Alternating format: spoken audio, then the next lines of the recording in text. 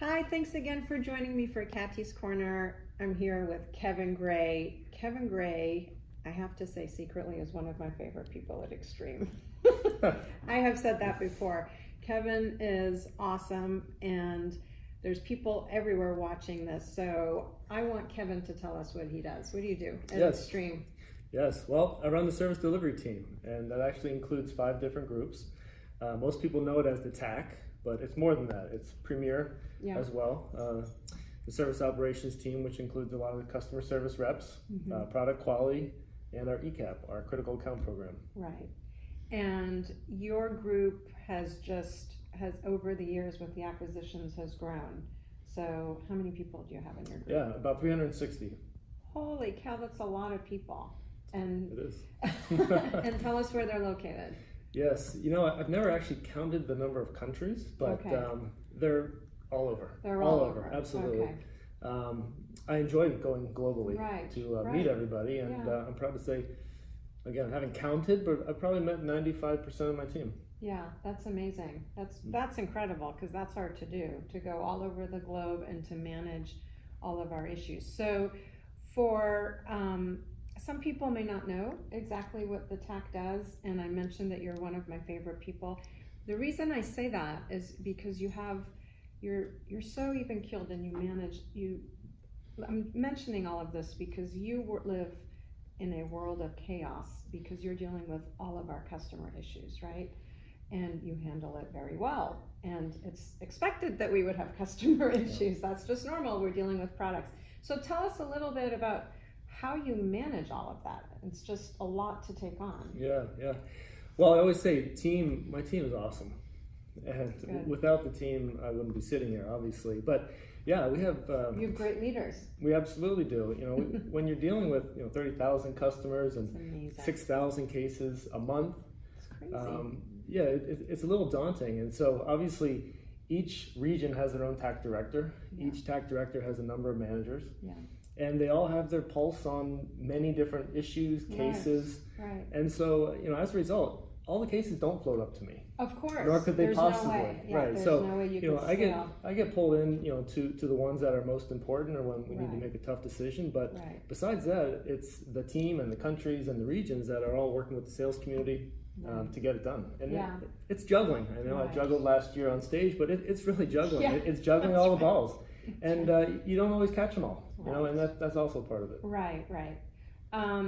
So tell us how long you've been at Extreme and how you got here and so forth. Yeah, I've been here 13 years. I actually applied monster.com online.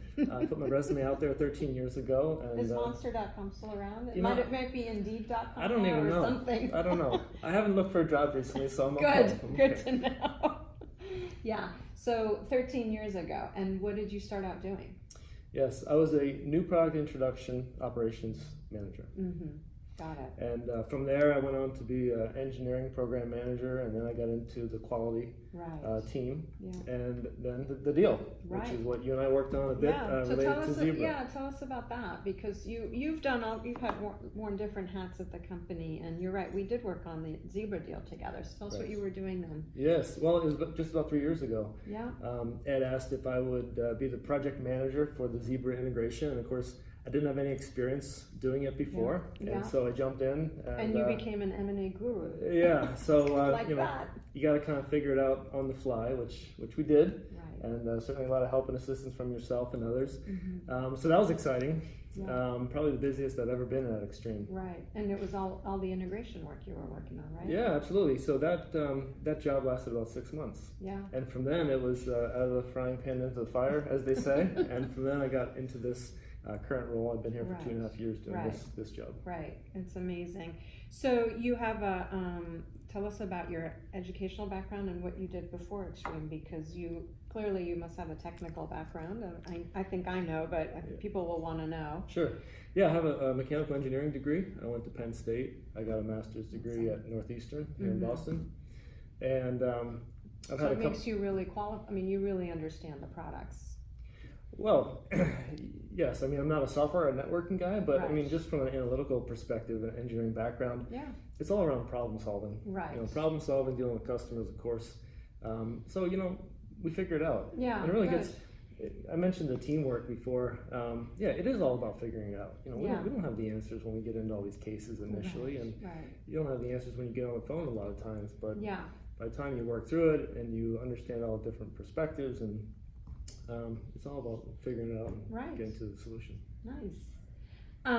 So you are a busy person, and how far you live in? I live in Maine. You live in Maine. Yes. So do you have a big commute? 1 hour. Yeah, it's a big commute. And you have 3 kids. Yes. So tell us about your kids. Yes, I have 3. They're all teenagers now. Nice. My 18-year-old is off to college next year. She's wow, she's incredible. going to the University of Delaware, so I'm proud of that, proud of her.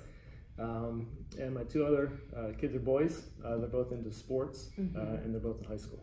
Got it. And what do you wish for them as they grow up? What I want them to be is very focused, hardworking. But what I wish for them, of course, is to just be happy. Right. To find happiness and to be successful. Right. And so obviously it's a long journey, and hopefully we're setting them up on the right path. Yeah. So some people say that being a leader, and you're clearly a leader with almost 350, 60 people that you mentioned. So sometimes sometimes I draw an analogy between that and being a parent. It's a little bit different. Clearly you want your employees to be happy, but kind of what do you strive for your employees? Well, you actually said something that is one of the things I always say. If my team's happy, I'm happy. Good. And ultimately it comes down to that, when we're talking about different job details, things about taking time off or salary or whatever. At the end of the day, if my team's happy, that's all I can hope for. And so I do try to work to enable that. And sometimes our teams apply into different job opportunities. Right. Great example. I encourage our team to apply for other opportunities to further their career. So anything I can do to help them get farther along. That's really what we push for. Right, that's great. Well, I started this by saying you're one of my favorite people at the company, and I really mean it. You combine the work element and the human element, and talking about having happy employees is really, really huge and important for the company. So thank you for talking with me, Kevin. You're amazing. We love having you on the team, and I really appreciate you taking the time to talk to me. No problem. Thank you.